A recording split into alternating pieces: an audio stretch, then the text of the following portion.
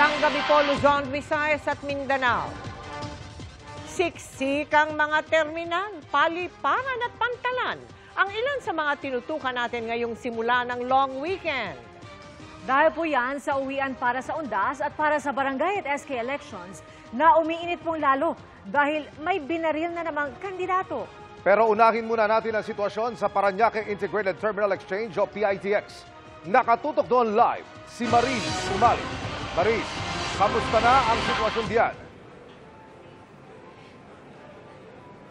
Emil, Pia, Mel, sa dami ng mga pasaherong nakikita ninyo sa aking likuran at sa aking paligid dito sa PITX, ang tanong, may masasakyan pa ba kayong bus kung sakaling ngayon lang kayo hahabol at mag-walk-in dito sa PITX?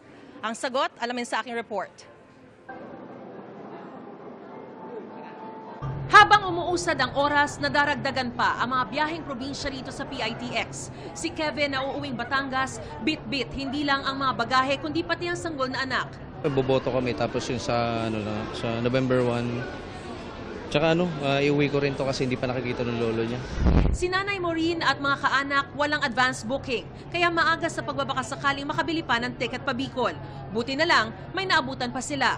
Alam mo kasi namin maraming pasahero eh.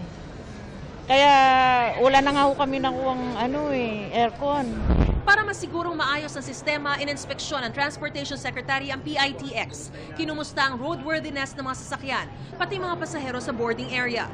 Maboboto ba kayo sa Opo, barangay? at saka ko rin yung Undas. Sa Undas. Opo, dalawa. Tapos after Bali, that, boto muna, tapos Undas. sa Undas. Tapos babalik kayo ulit ng Manila. Opo. Sinisigurado namin na yung mga facilities ng gobyerno ay nasa ayos. Nakikipag-coordinate din kami doon sa mga bus operators, no?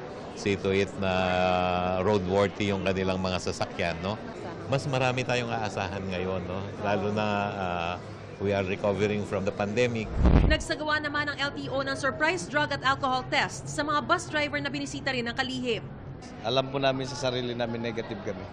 Kaka-drug lang namin sa company, mandatory ng company. Tapos ngayon, drug test na naman.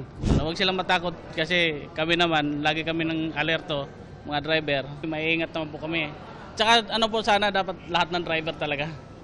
I-drug test. Inaasahan lalagpas na 1.2 milyon ang daragsa sa PITX mula ngayon hanggang sa November 6. October 30 at 31 ang peak o bulto sa mga nakaraang undas. Pero dahil sa haba na posibleng bakasyon, may spread out yung pag-alis ng ating mga kababayan. Iba sa kanila, alis ngayon, iba Sabado, iba Linggo. No? Mas maganda kung umalis na sila ngayon hanggang Sabado. Kasi inaasahan natin sa Linggo at sa Lunes, talaga naman tataas talaga ang bilang ng ating mga pasahero. Pero kung sakaling magkulang pa rin ang bus, may mga tauhan ng LTFRB para mag-issue ng special permit on-site.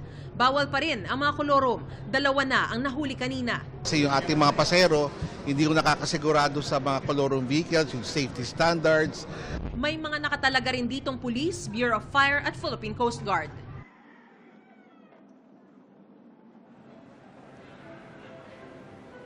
Mel, paulit-ulit, Emil, paulit-ulit yung paalala ng mga otoridad, no, na talagang agahan yung pagpunta sa mga bus stations at bantayan ninyo ng husto ang inyong mga gamit. Sa ngayon nakikita ninyo napakaraming nakatayo na, hindi na rin sapat yung mga upuan dito sa PITX dahil inaantabayanan na nila yung kanilang mga biyahe, pero wag daw mag-alala dahil oras-oras naman yung mga biyahe rito para makarating sila sa kanilang mga destinasyon. At yan ang latest mula dito sa PITX.